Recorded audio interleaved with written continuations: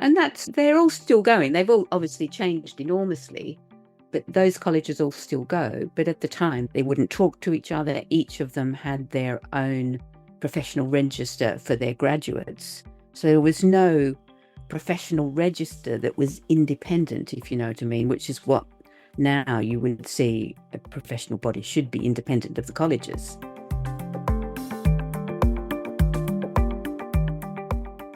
I'm Michael Max, and this is Geological, the podcast that curates East Asian medicine and methods through the power of conversation. You need to sweat your prayers, because the road to success will show you all of the ways that you've been wrong. I was up 2 hours earlier than usual. My tech guy is 6 time zones ahead, and my co-conspirator on a recent project, she's an hour ahead. We're coming down to the wire on launching, and that means there are 800 little things that need to be fixed, links to be checked, formatting to the universe of cell phone screens, and everything we've overlooked that's now looking at us. I'm sweating it with a breakfast of coffee and a bowl of instant noodles and thinking, I thought I was beyond this. Clearly, I'm not. But this is what makes progress. This is the hustle that is an offering. It is the way that you pray to the gods of fortune and luck. You sweat it. You show up and pound the keyboard, reformat, revise, and say no to all the great new ideas that are distractions as you focus and work and churn and work. Abundance is not visualized on a cushion or mused in a journal. It's doing the work. The muse loves it when you sweat, when you stare down the spark of an idea that set you down this path, when you're willing to burn down your excuses and shelve the stories of why you're not enough. Creation is messy. It's made up of plans that get rewritten in an instant when you realize that they're wrong. In fact, it's fueled by a willingness to be wrong. See your errors in crystalline clarity, accept their transformative gift, and move the hell on. The universe does respond to our efforts, even more so to your sweat, your vigor, and your pig-headed stubbornness not to quit. The gods love it when the bad loser in you smashes down self-limiting beliefs. The world responds not just to the navigator's vision of the gallbladder, but the aggressive persistence displayed in service of it. When you grind your teeth with frustration and vent your rage in service of the divine, it's a prayer that gets answered by the God of War, who will assist you in the holy battle of eliminating that which holds you back from the sacred mission of your heart.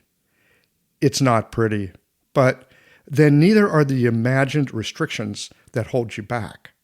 Sometimes what's needed is the sword of clarity. Sometimes you need to sweat your prayers.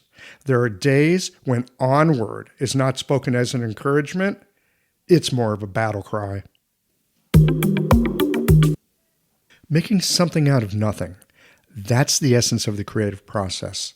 Tapping into what wants to emerge in the world, it requires both a bit of luck and some kind of weird capacity to see a future that others don't. If you hook yourself up to that, then you're in for all sorts of worthwhile trouble. It's the opposite of a job taken to increase your feelings of security. It's diametrically opposed to a corporate or government job that's taken for stability and the promise of a nice pension in 40 years. Sybil Coldham helped to organize the early days of acupuncture education in Great Britain. She was the enzyme that connected students with the London School of Acupuncture and helped to create the vision there. In this history series conversation, we discuss the challenges of legitimacy in a Western medical culture, the idealism that fueled the early days, the influence of the British National Health Service, and the tensions between tradition and professionalism. It's fun to work at the edge if you've got the spirit for that sort of thing, and Sibyl does. Let's step into the Wayback Machine and hear all about it. Geological Conversations come to you through the generous support of our sponsors and members. You have clinic challenges? Our sponsors have solutions. Looking to reimagine your clinical practice? Consider the study of nature's design with Ed Neal at the Apricot Grove. Blue Poppy offers same-day fulfillment and free shipping on orders over $50. Need to send a custom herbal formula to a patient? Sun10 makes it easy for you with their direct delivery service. Later in the show, Jane has helpful solutions to raising your clinic fees, and Golden Flower Chinese Herbs shares a journey of healing that I think you'll recognize. Do be sure to visit the sponsors page on the Geological website to take advantage of all the special offers our terrific sponsors have for listeners of the podcast. Are you ready to create your practice through an in-depth study of the original writings of Chinese medicine? Beginning August 24th, join the Apricot Grove and Dr. Edward Neal on a transformative journey into the roots of Chinese medicine. If you are new to the classics, their Wisdom of the Cosmos class offers a wonderful introduction to the original writings of Chinese medicine and Neijing, nature-based medicine. For those seeking a deeper immersion, their highly esteemed 2-year postgraduate training in Neijing, nature-based medicine, and classical text archaeology provides a comprehensive pathway to advanced clinical practice grounded in the Neijing text. Come and join a vibrant global community reimagining clinical practice through the traditional writings of the Huangdi Neijing and study of nature's design.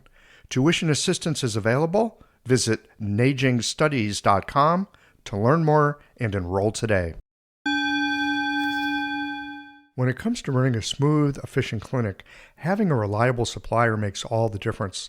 That's where Blue Poppy comes in. From premium acupuncture needles and trusted herbal formulas to innovative solutions like their liquid moxa, a smokeless, low-fume alternative to traditional moxa, Blue Poppy has everything you need all in one place. And the best part, Blue Poppy offers free shipping on all orders over $50 with no restriction in the continental United States. For nearly 40 years, Blue Poppy has supported licensed acupuncturists with high-quality products and a commitment to exceptional service. Visit bluepoppy.com today and discover why so many practitioners trust Blue Poppy. Don't forget to subscribe to their mailing list for exclusive offers and more. Discover the harmony of tradition and innovation with Sun10. Since 1946, they've been dedicated to bringing the wisdom of traditional Chinese medicine to modern wellness practices. Their extensive range of herbal extracts and supplements is crafted with precision and care, adhering to the highest quality standards. Through Sun10's dispensary, healthcare professionals can easily create personalized herbal formulas delivered directly to their patients' doors. Experience the synergy of ancient knowledge and contemporary convenience. Visit sun10.com to learn more.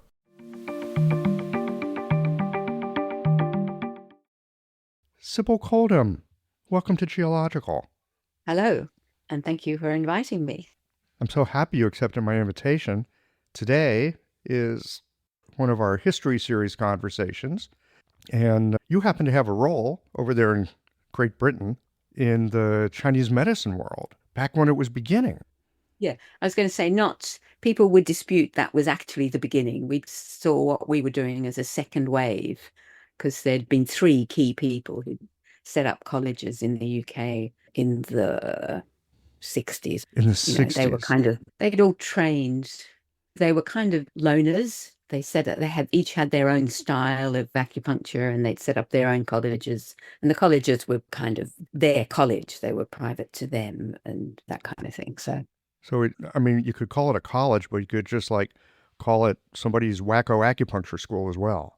Well, I think that would be a bit unfair. I don't think they were wacko, but they were very individualistic. And that was before the time that the People's Republic of China started offering courses, started trying to monetize, some people would say, their Chinese medicine, or trying to get Chinese medicine on the Western map through those courses they used to run out of the main universities there. So they were before all that. Okay. And who are we actually talking about? Who are these 3 interesting folks that were the first wave? Well, one was a guy called Dick Van Buren. He's the one that my group, my colleagues, they studied with him. He had a college down at East Grinstead, and his big thing was the particular theory in TCM around stems and branches.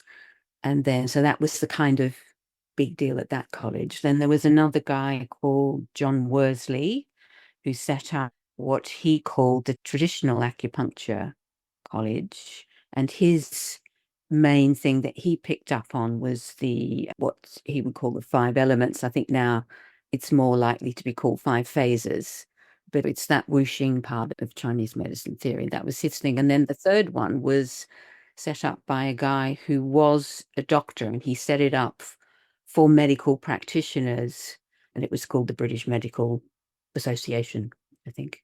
And they're all still going. They've all obviously changed enormously, but those colleges all still go. But at the time, they wouldn't talk to each other. Each of them had their own professional register for their graduates. So there was no professional register that was independent, if you know what I mean, which is what now you would see a professional body should be independent of the colleges. There was no accreditation. Each college had its own, well, obviously it's had its own graduates, but it had its own, we're the right way kind of thing, if that makes sense, which is understandable. It's always like that, isn't it? I think it is. You get any group of humans together, and what makes us different than them? Well, them over there, they're idiots. And us over here, we're the smart ones.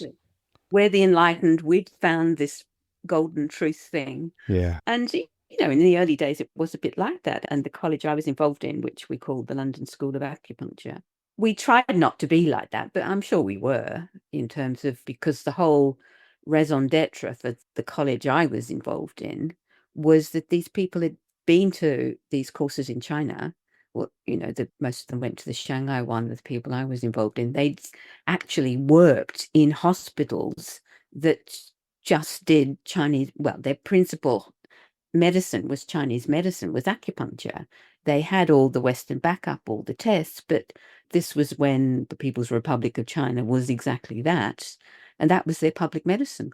And so this was an absolute eye-opener, because the college they trained at, they hardly ever got to treat patients or take responsibility for patients, because, as I said at the beginning, the college was the business of the founder. So the clinic was the founder's clinic, and they would observe, but they did very little actual treatment. So, shock horror on graduation. You've got, what are you going to do? They're all incredibly anxious and nervous, the people, unless they'd already been in medicine before. So going to China for them, seeing clinic as the whole point of the Chinese medicine, was an absolute game changer for them, and an eye-opener. And that would be clinically based program. Yeah, I'm talking about people, they've probably been in practice 3 or 4 years, depending amongst the various people, before they went to China. So they were very aware of what the world of treatment was like, and could see a massive, absolute step change in what was going on. Probably quite aware at that point, if you've been practicing a few years, you're well aware of your limitations. There's some people I can help. There's a bunch of people I can't. Sybil, in some ways, it's no different today. People get out of school, and yes, they've got more clinical experience than way back in the day, but almost everybody that I know, they get out of school, and within 2 to 4 years, they're studying some other aspect of acupuncture because they just want to get better results. Exactly. And that in itself, that I think colleges now do train people, educate people to realize that it's a lifelong learning. It's not just, oh, I graduated, I now know it all. Yeah, no, it's more like I graduated, oh shit, now what? Yeah. So anyway, so that I'm talking about, our college started in 1983. And when I say our college, it was set up by Felicity Moyer, who's one of the people in the film that we made, The Journey to the West, and Tony Brewer, who was my husband. So that's how I got involved. 2 main people who set it up. He left the college after a few years, but I stayed on because I was actually interested in developing a college and the principles of trying to get the courses educationally as good as it could be, sort of thing.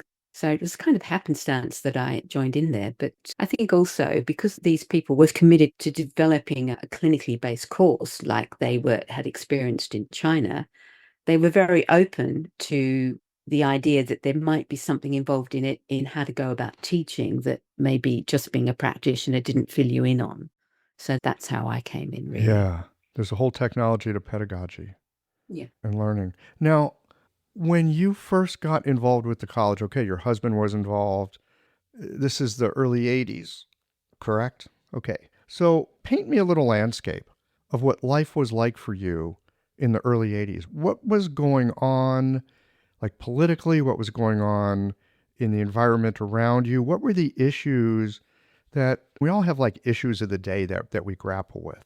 What were you grappling with at that time that this Chinese medicine school seemed like a worthwhile way to spend some time? Well, the people I'm talking about, they already were acupuncturists. They just wanted to be better acupuncturists. So they really understood that this was a form of medicine that offered things that the orthodox medicine, it just happened to be kind of really good at exactly the same things that the orthodox medicine was struggling with. So I think there was a lot of that feeling. I'm talking about people who already, whether they were on acupuncture as their second career. And I'm talking about early 80s, late 70s. I'm sure it was the same in the States, in Australia. I'm Australian, I came from there. That where there was kind of very can-do attitude in the world. I think people felt they could do anything. We could build the society we wanted. At the same time, my brother was involved in a community arts foundation called Interaction, that they all worked for nothing. The guy who ran it was very entrepreneurial in the sense of raising funding. He got apprentices from big business to come and work for nothing, and their salary was what funded his community arts organization. He's another guy that people should talk more about, I think. But anyway, so it was a kind of very, we can make the world a better place. I think was very much what was going on in the minds of these people. And like, it's kind of an odd thing to do, to put all your energies into building a profession. Because I'm talking about, we set up a college, but other colleagues were setting up a professional body because they didn't think it was right that all the colleges, that the professional registers were all associated with colleges. They felt there should be an independent register. So in order to have an independent professional body, it caused a bit of conflict because we had a college. It was the same people were setting up this thing that was going to make their own life a bit more difficult. But if you don't have that independence, you don't have standards. And if you don't have standards, why should anybody take you seriously? Yes. At the same time, I get it 100%. You could have all these different schools with all these different standards, and you know what it means? It means nothing. It means there's a bunch of disorganized people. It's really helpful to have a body of standards. Yeah, they may or may not be disorganized. But just for the punter, the person who wants some Chinese medicine, that's already a huge leap of faith. And if they just have your word for it, that you know what you're doing, it's not an ideal world. It's certainly not an idealist's world. And I think we all were a bunch of idealists, really. Well, sure. I think anyone at the beginning of anything that's not yet established, not yet mainstream. In fact, I suspect there were a lot of people, they're not even sure they wanted to be mainstream. Like, I want to do what I want to do, but I don't really want to be mainstream because that means I've sold out, or it means that I'm somehow not loyal to the spirit of this thing that I think is important. And I think there's still a lot of people who think mainstream in the sense of being in universities, having professional bodies, all that kind of stuff is not where they're at. I think there's still a lot of people who would think like that. Personally, I mean, our view in our college, we were very worried about gurus. And I think that the people, our founders, felt that the colleges at the time that they studied at were basically run effectively by guru type people. They were that kind of attitude. And it was something we all wanted to get away from. And I don't mean there's anything wrong with gurus, but it's not transparent. I don't know. I'm a little guru allergic myself, but that's just me. Anytime a whole bunch of power gets centralized in one person and one personality, and all of a sudden a bunch of people are overlooking the faults of what's ostensibly a human being because they've got that guru status, I always get really itchy. I start looking for the exit. But that's just me. I've got a thing about authority, and gurus represent a lot of authority to me in some ways, and so I get nervous around them because I just don't think they're trustworthy. Well, they shouldn't. I mean, that if you're a guru because other people make you a guru, then that's fine. But that doesn't mean you can't have your own standards of getting accreditation, of meeting some kind of public standard that you work to and that you're open to. Yeah. That public standards is such a double-edged sword. On one hand, and I'm 100% with you, that if you want to look credible to the general public, then you want to have some sort of standards body. Ideally an exam, ideally something that says, yeah, you can trust these people because we have a set of standards, we enforce the set of standards, and these people meet that. I think it's really helpful. The problem with standards is that it really flattens the profession in a sense. Like whatever is on the test is what's going to get taught. And so there's all kinds of other aspects of the medicine. You're not going to learn it in school because it's not part of the standard. How did you work with that in the school? Well, we were kind of ahead of the standards anyway in time. But also, you can put anything on your students' agenda. It doesn't just have to be the standards. You can, and hopefully you should, inspire them and point exactly those kind of things out to them. And if your education is about their building their self-awareness and their criticality and their ability to see what they need to go forward, how the world is changing, how the medicine is growing and all that stuff, then they will see that. And the standards aren't the be all and end all. They're a kind of a safety net, is the way I see it. But I don't even like the word because it's the word that creates that sense of it's the be all and end all. It's kind of a bottom line. It's not a top line. A standard is never a top line. That's a potent point. The standard's the bottom line, not the top line. It's the bottom line. That's the minimum requirement to get through. So that's definitely the way I see it. But this country, getting back to the 80s, this country is unusual. And it's one of the things I felt as a foreigner in this country, and being an Australian, was it's very hard to understand what having a national health service free at the point of delivery means in terms of how people think about what medicine is and think about their own health in lots of ways. So back in the 80s, I don't think any of people were particularly wanting to join the national health or anything like that. That's probably the last thing they would do. I mean, we considered ourselves alternative medicine, not complementary. The acupuncturists were very, very specific about that because its own system of medicine that was an alternative. And yes, we would talk to them and could talk to them and should talk to them because that's what our patients come with. But it wasn't, and I don't think many people now would see being absorbed by the National Health Services is in any way an ideal outcome or an aim. But back in the 80s, it was advantageous to patients if there was more of a collaboration, because apart from, what am I trying to say? If patients had health insurance, acupuncture wasn't covered. Right. If that acupuncture was done by a physiotherapist, it was covered.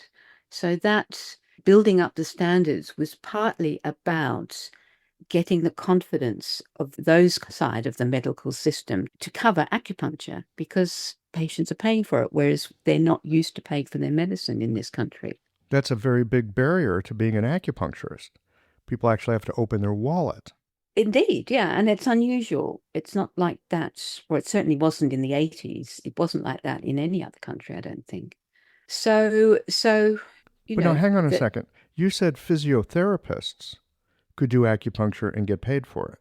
Indeed, my husband was a physiotherapist because physiotherapists, physiotherapy was covered. So what a physiotherapist did was covered. Even if it was acupuncture. As it is with doctors. Doctors who do acupuncture, it can do it on the National Health. They can't because of the National Health contract doesn't give them time to do that. It's different from the way things are in Australia and possibly in the States. I don't know so much about there. So how did physios like your husband learn acupuncture? Went to acupuncture college. Okay. Like I said, there was one college that worked with physiotherapists and doctors and nurses. He went there and he didn't feel that was as good a training as he wanted. So he went to the Stems and Branches College, which is where the group of people that we set up our college, that's where they all met. And they were the ones who were going to China as well. So, I mean, he did 2 courses, but as a physiotherapist, he could do acupuncture. So he had a tremendous advantage in that sense. Sure. I mean, the culture is set up for socialized medicine, and he's in it.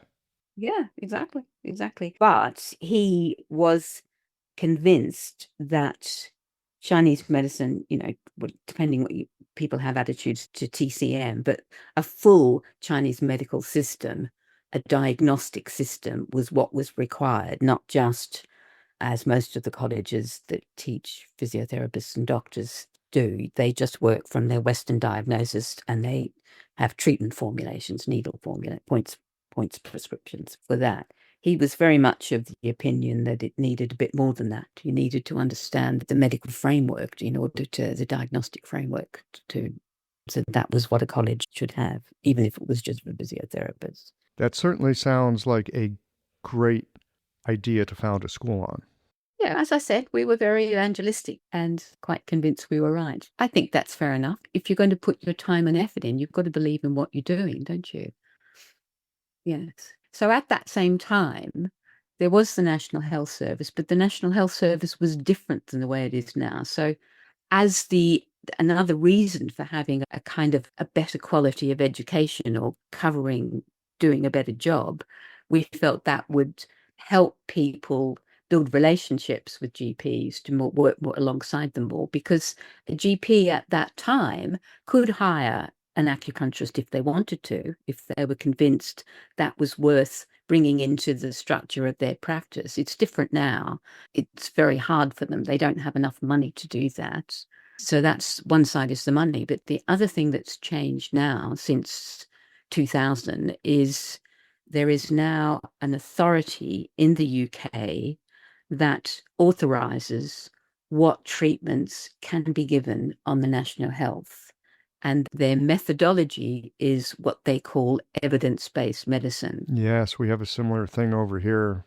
Yeah, it has to be passed. And if you don't get that gong from, they're called NICE, which is ironic. If you don't get that, then the National Health, they're not within their contract to offer that treatment. It can only be offered privately. So this is all about drugs mostly, because of course they don't test operations. Operations work or don't work, but nobody does any trials on them before they do them. So it's very much a drugs way of thinking. And then they've tried to apply that to Chinese medicine. And that has been a huge battle over the last quarter century, really. Before that, from the 80s through to the late 90s, acupuncture had been getting increasing respect, credibility. A lot of hospitals would have had acupuncturists in pain clinics or physiotherapists who were actually properly trained as acupuncturists. Whereas now, most of those pain clinics, or all those pain clinics, closed down because it wasn't authorised through NICE to be available on the National Health. So it was a massive change in the 90s and the 2000s in what could be done and how acupuncture could be delivered in this country. I mean, there was a kind of withdrawal of the progress that was made in the 80s and early 90s, I think, to be fair to say. This episode is brought to you by Jane, the clinic software management I use to keep everything running smoothly. So let's chat about timing for a minute, because when it comes to raising your fees, timing really is everything. A great time to roll out a fee increase is during natural, fresh start periods, like the beginning of the year. People are already thinking ahead, setting new goals, and adjusting their routines. So it's a good time to make a change feel natural. Or you might want to try it in September, when everyone's back in school mode and in the mood for a fresh start. For more tips on navigating fee increases, check out frontdesk.jane.app and look for the article, How to Tell Clients You're Raising Your Fees. Jane wants to be a part of your journey in raising your fees with features built to help, like sliding scale adjustments and customized reminder emails. You can take a look at their pricing plans at jane.app/pricing. And if you're ready to get started with Jane, don't forget to use the code CHEOLOGICAL for a 1-month grace period on your new Jane account. Sounds like a big change, a big withdrawal. And if I'm hearing you correctly, acupuncturists were finding their way into hospitals and clinics and places where doctors saw that they could provide it. Of course, they could make some money on it because it's covered by the national health. And for sure, there's doctors that just want to do it for the money. But most practitioners, I suspect, they do it because they see that it's actually helpful. So what happened with the national health that it's growing in influence? More and more doctors are bringing acupuncturists in. And then they decide, no, actually, we're not going to support acupuncture. What happened there? They never decided too positively to support acupuncture. It's just that it was an individual decision. It would be an individual practice would decide if they were going to offer that within their practice. Practice, I mean, business. So that was the individual GP or the hospital board could decide what they wanted to offer. But because things change, money's always an issue. This particular validating, I don't know what you call them, this group that approved what could be paid for through the National Health was set up in 2000. It's a new layer of bureaucracy that they put in there. It's new and it's a massive layer of bureaucracy. And it's done sounds good on paper. You want to know that the therapies, the medicines, the treatments, the drugs you're offering actually work. Who would argue with that? Nobody would argue with that. Therefore, that meant everything had to be approved by this board. So you had to submit your research to this board. They would approve one thing at a time. Now, acupuncture is not one thing in the scientific model. Acupuncture is a million things, is way more than the 10,000 things anyway. Acupuncture for back pain, acupuncture for low back pain is different from acupuncture for chronic pain or acupuncture for menstrual pain or any other. Each bit of pain is a completely different case. And you've got an organization that's got its own priorities and so is only going to look at cases, submissions, that they think are going to be worth their time and save significant amount of money. And there's one of the people in the film, Mike Cummings, who is a medical doctor and works very much with getting Chinese medicine, acupuncture understood and accepted and available in the national health. As he says, because of the national health being the way it is, they can only take things on that can be available to everybody. It's not like an insurance-based systems where if you've got that insurance, you put that level onto your insurance, then you get it. If you don't, the national health is for everybody. So it's a big conundrum.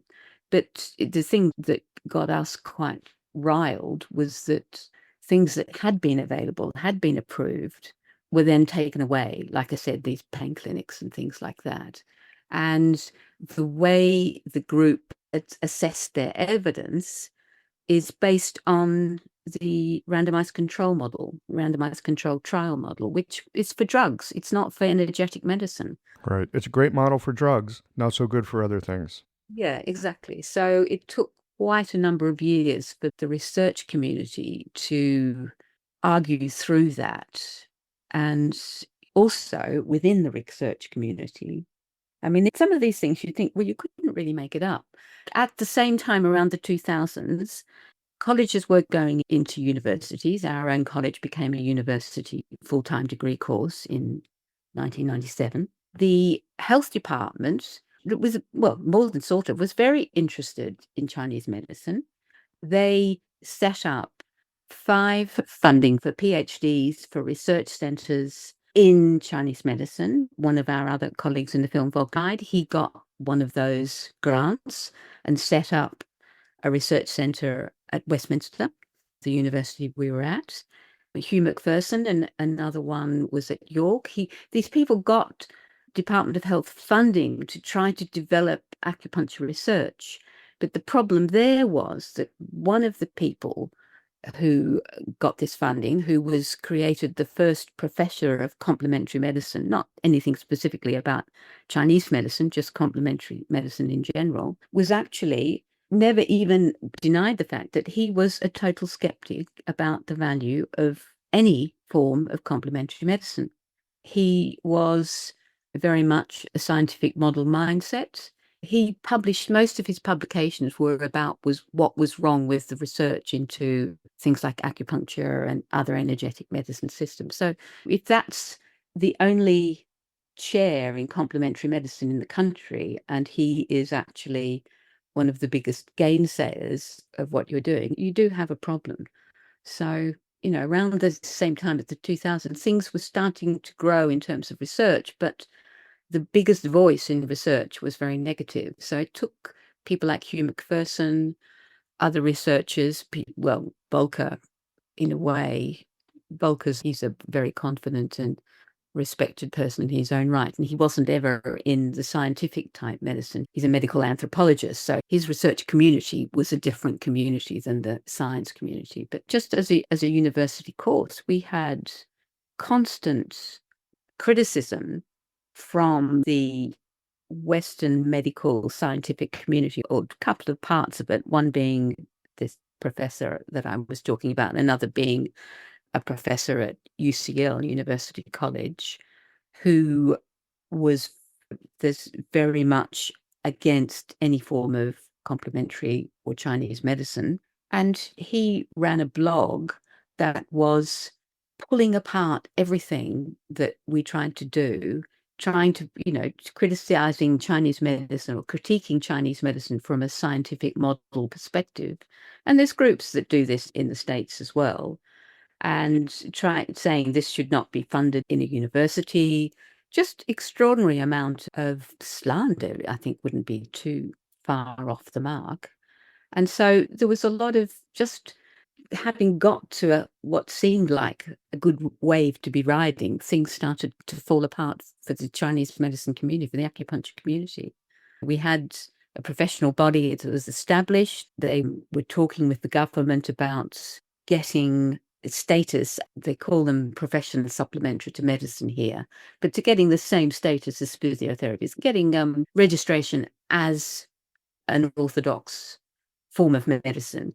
You would need to have that in order to become part of the National Health Service. I think that would be an initial requirement, but all these things. But then that just folded. The government report recommended that acupuncture should get statutory regulation. And then it just went off the agenda, and the government stopped doing that, stopped looking at that question for who knows what reason. There was an accreditation board for the quality of the education, and that's still going. But the sort of other kind of coming into the mainstream started to fall apart a bit. The way they've changed funding for university education has made it very difficult for acupuncture courses to survive. So it sounds like there really was this big shift, late 90s, early 2000s. Chinese medicine had a rising star. The evidence-based medicine thing comes in. Okay, that's not a bad idea. Let's see if this stuff works. Well, they had some people on that board that wanted to take a good, honest look at it. Hugh Macpherson comes to mind. Did amazing work. And then you had other people that were, let's throw up every roadblock possible because it's not conventional medicine. It couldn't possibly be scientific enough. And so you had that headwind, and then some sort of national registry. It sounds like that didn't really happen either. Not really, no. I mean, there is a professional body, but it doesn't have the same status as nurses, physios, osteopaths have it, but not us. And all these things in the public mind, you're Joe Bloggs. You think, well, if this stuff is so great, why isn't it? Why isn't it in my insurance program? Yes. And, when you have a respected national health like we do here, if you're not in it, Joe Public is very within their rights to think, well, there must be something wrong with it, or it would be. So just the whole mindset. So it's a sort of the two worlds that were desirable back in the late 70s, early 80s of being alternative rather than absorbed. It's shifted on its axis to being, well, if it's an alternative, what's wrong with it? And yet people still go to acupuncture school. People still make a living. I could even make an argument. You just use the word absorbed. It's something that we look at here in the United States right now. There's this idea of, they call it integrated medicine. And some people really want to see Chinese medicine and Western medicine, just like it's all just part of one medicine system. We're integrated. And I can see the reason for that. There's other people that look at it and go, we're going to get absorbed like the Borg, right? We'll get absorbed, but then we lose our uniqueness. And they're very against integrated medicine. So, look, we could easily make arguments on either side. It sounds like there in the UK, there's not really a choice in that. If you're going to be practicing acupuncture, kind of on the outside. Well, yes, I think you are more on the outside here than in other countries for sure. It's certainly, I know more about Australia, there, because it's an insurance system, the acupuncture has statutory regulation and it's covered under your insurance by most levels of insurance anyway, but it's not like that here. Here, a number of people do have private insurance, but that's a kind of like a top. A lot of Australians have insurance, but they don't have the level of private insurance that I'm talking about. But it's, yeah, where do I stand on the integration, non-integrate? I don't see why you would want to be that integrated. Although we went in with doctors, we were kind of involved in integrated medicine movement, very much so. But they are such different ways of thinking. I don't see why you have to have, you don't need your brain surgeon to know how to do your hip replacement. They do what they do, they work together. But I think it's more about the Western medical system actually understanding their limitations in relation to where Chinese medicine actually has a way in it's going to be more beneficial. It's just extraordinary what's coming out now in terms of research. This stuff about diabetes, the way they're thinking about so many forms of medicine now is actually getting much closer to the way Chinese medicine would think about it. These things are all connected. Who knew? Well, ask your acupuncturist. They might have been able to talk to you about that. So, what about people today? How do acupuncturists make a go of it there in the UK, given the current system, the current milieu? People have to open their wallets to go see them. Yeah, they do. I know. Yeah, I know. Shocking, isn't it? But people do. And a lot of acupuncturists struggle. A lot of them work part-time. Most of them, certainly when they're starting out, they do voluntary work. They really bust it up to build up their clientele. But, what saddens me is, like, I've got a friend now, he's just started having acupuncture for this problem that he's had for 10 or 15 years or something. And it's a throat problem. It's weird. Western medicine couldn't find anything wrong with him. But he's finding this, it's helping him. And I said, but I told you 20 years ago to go and have some acupuncture, and it's just because people know so little about the way the model thinks about the body, thinks about health, that it never occurs to them that they can get help. But once they do, then I think patients are very loyal. Most of the acupuncturists I know have got, they've been treating the same, some of them for people my age, like they've been treating the same people for very, very many years. There are a lot of people who are prepared to pay for it, who see that it's worthwhile. But, that's fairly discriminatory, isn't it? Well, being discriminatory because of... Well, the philosophy in this country is if you need it, it should be available to you in terms of your healthcare. I mean, another person in the film works in trauma, and she's been working with people there was a horrendous high-rise block fire here 7 years ago now. And she lives in that area, and she's been working with that community on a charitable basis out of a local community centre. And I know I talked to a lot of these people while we were making the film, and they really value what's going on there, but they couldn't afford it. They couldn't pay for it. Right. I'm not familiar. What is this area that you're talking about? What happened? There was a high-rise building called Grenfell Tower that burnt down because, it horrendously burnt down. 72 people died. And it was because they'd put flammable insulation on as cladding, as supposed building improvement. And so it's a bunch of people a lot of people on, I don't know what you call it in the States, but on benefits, immigrations, asylum seekers, and they're in the building that burns down, and they're in the area where, I see. they can't afford the trauma, they can't afford go to counselors, and they need it. They have difficult lives. Right. They could get antidepressants from the health service, but they can't get some healing for their trauma. Yes, indeed. So I think that's a level of care that's very simple. It's not expensive, things like that, but it's not available because we're in two parallel systems. That's the negative side of being in a parallel system. Yes. I think we see that here in the States as well. Some people's insurance will cover acupuncture if you have that kind of insurance. Some states' insurance doesn't cover acupuncture at all. Well, you've got that added complication of federal system where everywhere's different, isn't it? Everywhere's different. There's that. Every state. Yeah. So different challenges. You bring up a really poignant question, I think, for many of us, which is how can we, given the economic structures that we're living under, make the medicine more available to people and at the same time make a livelihood for ourselves?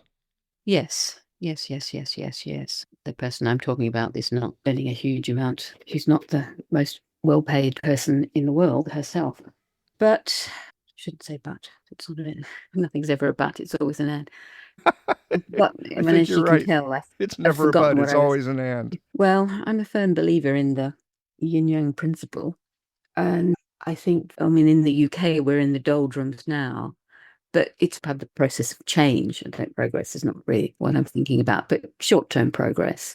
And you come back, the next cycle is always built on and ameliorating the one before. So I personally think there's, nothing stays the same. Things do change. But I was going to say before that one of the issues, and I'm sure it's the same in the States, that holds Chinese medicine back is just straightforward prejudice.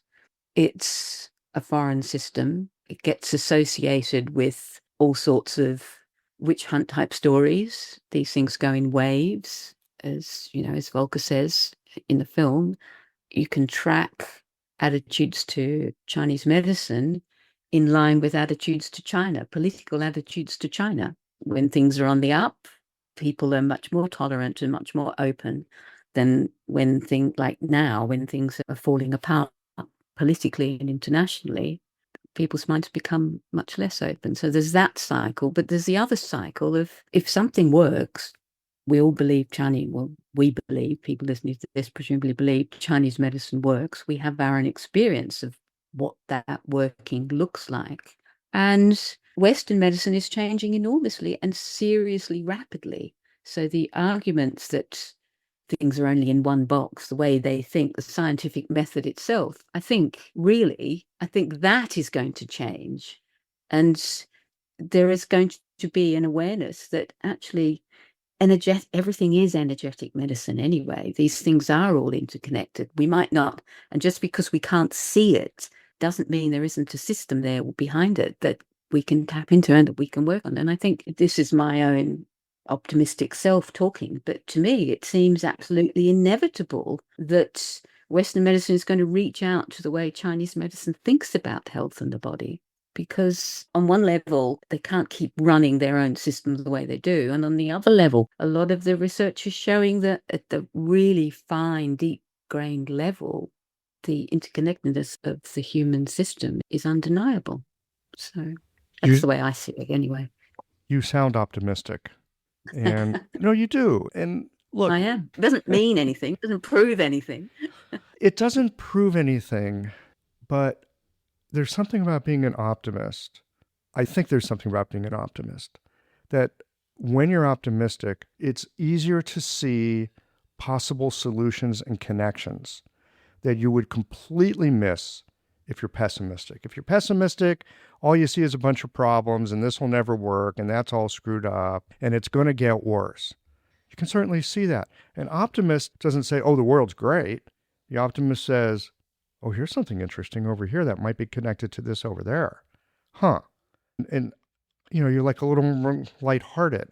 You're probably a little bit happier I was talking to a friend the other day. He's such a great guy, and he loves duck hunting. He's like, his duck hunting season's opening up for him where he's living. And he writes to me and he goes, I'm just so happy. And I remember reading that. I'm just so happy. And I thought, this dude is totally subversive. How many people in public say, I'm just so happy? Everyone's like in a big, uproar about this or that or outrage. Optimists, they're a little bit happy and they see connections. And something I've noticed, look, I live in the Midwest of the United States. It's very conservative here. So here's the thing. Most people, they don't know anything about Chinese medicine. I have new patients come in, and one of the first things they'll say is, well, I don't know anything about acupuncture. And I'm thinking to myself, why the hell should you? You grew up in the Midwest. You haven't studied it. You're looking for some help. Nothing else has helped you. You're now in the office of the weirdo with the needles. Of course you don't understand it. Maybe it will help. Here's what I found about people in the Midwest of the United States. They're very, very practical. So they may not understand it, and mostly they don't. That's fine. You don't have to understand it. You don't even have to believe it. You just have to find out, will it work? When people find out it helps them, you don't have to talk them into anything, right? They're like, oh, this helps me. I'm a practical Midwesterner. Of course I'm going to use it. It's the same the world over. Yeah. In fact, city people are probably more skeptical because it's the way you said that, like this guy doesn't know anything about acupuncture. I mean, there's millions of other things he doesn't know anything about either, but that doesn't bother him. Including Western medicine. Yes. Right? How many people come in and it's like, well, how's Chinese medicine work? They'll ask me that sometimes. How's acupuncture work? I got this from somebody else. I'm going to tell you in a moment. I don't remember who I got this from, but he used to say to his patients, ooh, how does acupuncture work? That's a great question. Let's start with this. How does Western medicine work for this problem? And most people will be like, I have no idea. Yeah. You'd swallow that pill. How does that pill work? Don't you think you might want to know what you're putting inside you? Exactly. I think so too. So, we all have our biases because of where we've grown up and the people around us, what they think is true or not true. But that totally doesn't have to get in the way of us being very successful in what we do. Because we don't have to convince anybody of anything. We don't have to educate them. Let me educate you about how great acupuncture is. No. Show them. Show them. Just do it. And there'll always be patients. And patients referred by other patients. And, that's actually the way the world works. I think it is. And you give that a generation or two, and maybe then the politics change as well. Well, I think they do. I think they do. That's where I was going with my yin-yang optimism before, or trying to. Sometimes there's hiccups along the way, but overall, over time, things that work keep working and people do more of them, I think. I think so too. It takes time. Yeah, it takes time anyway, but, the time doesn't always go at the same pace. There are drags on this time, and this prejudice issue, I think, is something that plays into the hands of the gainsayers. I personally think it's a big problem. And I'm sorry, which part's a big problem? Prejudice, just blatant prejudice against foreigners. We didn't invent it, so it can't possibly be as good. It's a Western white kind of perspective. Yeah, I don't deny that. But again, I live in the Midwest of the United States. Most people that come in my clinic have heard of acupuncture. Every acupuncturist I know in the St. Louis, Missouri area, they're busy. We don't have enough acupuncturists here to treat all the people that want to get it. So, like you, I'm optimistic. Are there people that are prejudiced against it? I don't mean at the level of the patients so much. I meant in the press, in the story makers. I suppose at that. I think it's something that I found quite shocking when we were making the film about how everybody had stories about that had affected them. Not them personally, but it was a part of everybody's story. The brick walls, the brushes, just the negativity. So what kind of brick walls were they talking about? Well, maybe people are just being very sensitive. But, in the press, people all coming up about tiger bones and rhinoceros horn and all this sort of stuff. Oh, yeah, the weird stuff at the edge. That kind of stuff. And it's just constantly being reiterated whenever there's a suggestion that acupuncture does it work? Right. Yet again, we're asking the same question, and then somebody will bring up, Rhinoceros horn. those kind of things. Yeah, which is that's a total red herring. Yeah, that's just kind of some mainstream media bullshit. I mean, we see that all over the place these days. Yes, mainstream media bullshit it's just depressing. Here's a place to be optimistic. Like you, I'm an optimist. Here's a place to be optimistic. Mainstream media, increasingly, nobody's paying attention to it. There's an old saying about the power of the printing press is if you own one, you got the power. These days, everybody's got a printing press, right?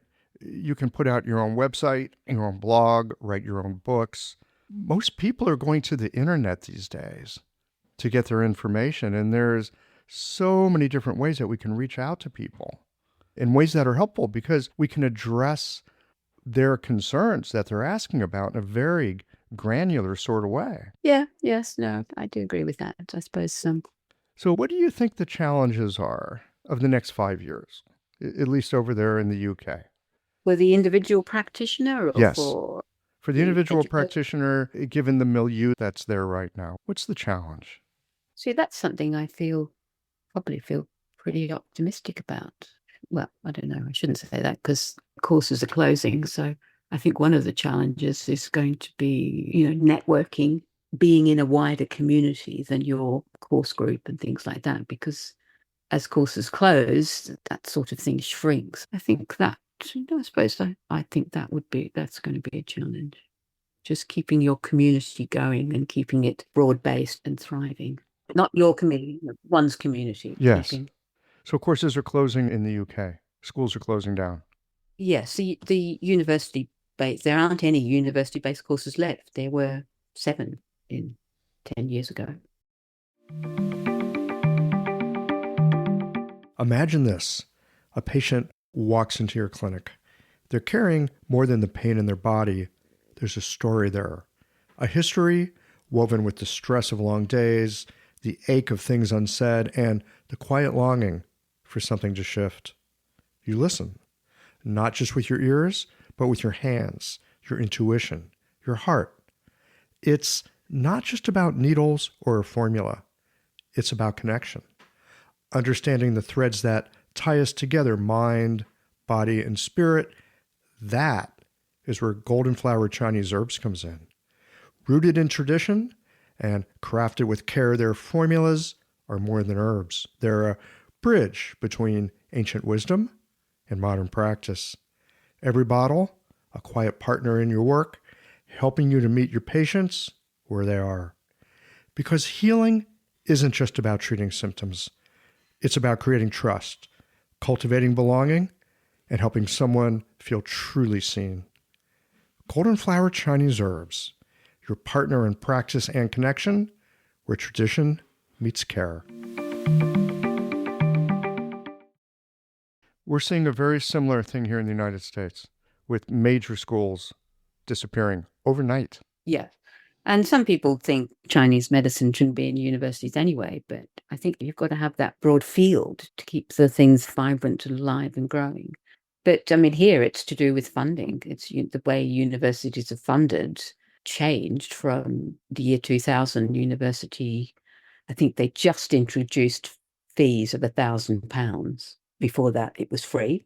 And by 2000 and I don't know what, sort of certainly 10 years ago, fees were £10,000 and going up. And all universities seem to have taken the view, partly influenced by the parallel evidence-based movement, which is evidence-based education, which is just as crazy as evidence-based medicine. Universities and also the rise of the students became consumers because they pay massive fees.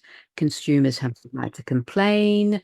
Universities get very risk averse, and this is what's happened. They also have their funding, even though there are these significant fees, their funding is effectively cut, and they want courses that they want what we call here bums on seats. They want courses that recruit hundreds of students, run 2 lectures and a seminar a week. They don't want courses that require practical clinics and things like that, and practical classes. And small courses in every field have been closing across the university sector. And Chinese medicine, with the criticism that it gets from other academics, particularly in the science community, vice chancellors just don't want them or see them as unviable or whatever. So all the university, I think that'll change. I think they'll start up again because, in other ways, it's a growing field. There is increasingly in the intellectual community, I think, more and more interest in Chinese medicine as a significant thing. As I said, I do believe the Western medicine world is going to shift. I think it already has in lots of ways. I don't think it's the medics who are skeptical about Chinese medicine. I think it's the physiologist type medical scientists, the more atomistic ones. They're looking at physiology. They're not looking at the whole human body thing. I mean, that's what we find here. It's not medics who are negative. It's the research community, the evidence-based medicine type communities that are very skeptical. Interesting. Well, I really appreciate larger yin-yang changes happen. Wild things can occur over time. And who knows, maybe it is the practitioners of Western medicine at some point because they're so enamored of the evidence-based medicine that their profession has become. Maybe they find Chinese medicine is a way forward and all kinds of new alliances can be forged.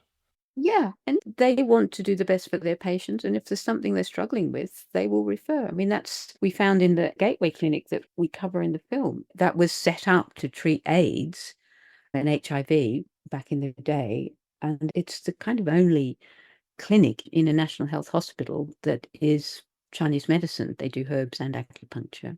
Although they have to do workarounds to get around the issue of acupuncture not being available on the national health, they ostensibly can only treat certain things. But GPs refer their hard cases to them and they work out what they can treat and they treat that. And lo and behold, people with other issues get better as well. And that's an extraordinary story, the Gateway Clinic. If any, people can look that up about what they've done and what they've achieved. But they're constantly having to get the research, the patient approvals, the patient self-certifying about the progress they're making, and they've got a whole research system that keeps them going. But they're vulnerable. If a new general manager of the hospital comes along and wants to get rid of them, that general manager can do that. They don't have the status of an eye clinic or a lung clinic or something like that. Innovation always bumps up against a headwind. Yeah, but innovation keeps happening, and these Yes, things. it does. I don't see Chinese medicine as going away at all. It's just what I'm saying. When something works, people will find it. I think that's true. Yeah. Yeah, if something works, people will find it. We're going to need to wind this down in a moment. Before we do, tell folks, we've been alluding to this documentary that you've been a part of. Tell us a little bit about that and where people can find it. Okay, well, it's called Journey to the West, and basically it's a film about the story of how Chinese medicine has developed from the 70s through to now, specifically in the UK, because we're UK based and the context is slightly different. And we felt we needed to bring out some of those differences. So it's just an interview-based documentary. We've got key people who were involved in setting up the professional body, setting up the principal of the college I worked with, Felicity Moyer. We've got people who work in charities, people from different schools of Chinese medicine as well, contributing to their story of how acupuncture has developed, how research has developed, how the profession's developed, what have been the setbacks and the difficulties. And through that, we've woven the story that we see is this story we've been talking about of Chinese medicine and how it's grown and where it's got to in this country. And we're also trying to raise some of the reasons why this question that I referred to earlier, that if it's so good, how come it's not on the national health? For people to understand why that might be. So, as I said, it's called Journey to the West documentary. It's an hour long. In the UK and the US, it's available on Prime, which is free if you've got Prime, or there's a small rental fee otherwise. It's also available on Vimeo. which is another streaming platform, again, for a small fee. But I think it's a good watch, I think, and we're very proud of it. I think it does shines a different light on what people think they know about Chinese medicine. We also actually explain some of the basic concepts. And the director, Zoe Coldham, who's my niece, as it happens, she found this wonderful animator who's done some beautiful graphics around yin yang and how that works, and just around the concept of qi and some of these things. And I think it's just got a really beautiful feel to it that maybe helps people understand a little bit about how Chinese medicine thinks about the body and health that they might not have come across otherwise. Yes, there's that piece for, I'm going to say, for patients. Also the piece for us as practitioners. I think it's not insignificant to understand something about where the medicine came from, how it started to emerge into our mainstream Western cultures. I came to it in the 90s, so there were already schools available. You want to become a Chinese medicine practitioner? There's a pathway to it. Not like back in the early days where people were blazing that path. So for us as practitioners, it's helpful to know where our ancestors have been in the process. It's very easy to look at our struggles of today and go, oh, it's not fair, or it's this, or it's that, whatever opinion we have. Having a context for understanding how things have come about is helpful. I think so. I think for some of my colleagues, they would have maybe liked more about that, but that's a big driver. Felicity, who's one of the people in the film, and she was one of the founders of the college.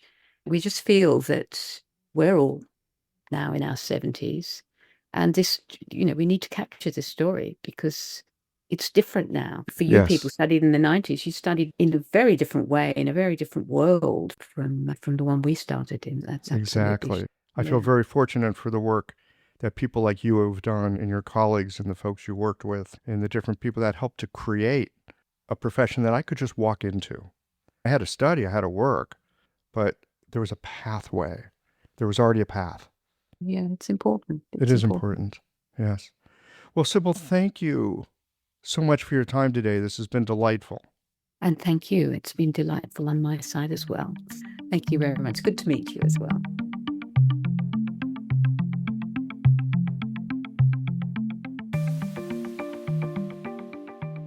Well, that wraps up this conversation with Sybil. Once again, I find myself impressed with how the acupuncture profession was shaped not just by ideas, but by people who were willing to take risks, challenge the norms of the day, and build something new in an uncertain world. Sybil's work in education and regulation helped to establish foundational structures for the profession in the UK. Her clarity on the tension between maintaining tradition and engaging professional systems is refreshingly honest. I appreciated her reflections on the importance of resisting guru culture, advocating for transparency, and seeing standards as an essential bottom line. Perhaps because Sybil is not a practitioner, but rather an advocate and organizer, she has a clear-eyed view of how systems evolve and how they sometimes fail the very people trying to build something meaningful. In a time when acupuncture education is shifting once again, her voice offers both historical context and a call to stay engaged and attentive to how acupuncture has a unique role to play in this particular moment of evolution, opportunity, and change. Well, here we are at the end of this episode. If you've listened up to this point, you're either a rabid fan of Qiological or the forward button on your podcast player stopped working. If you are indeed a fan of the podcast, you can help us to bring new episodes to our community of practitioners by supporting us with a membership or a one-time contribution. Details, of course, are on the website. That's it for today, friends. Join us again next Tuesday for another thoughtful episode of Qiological.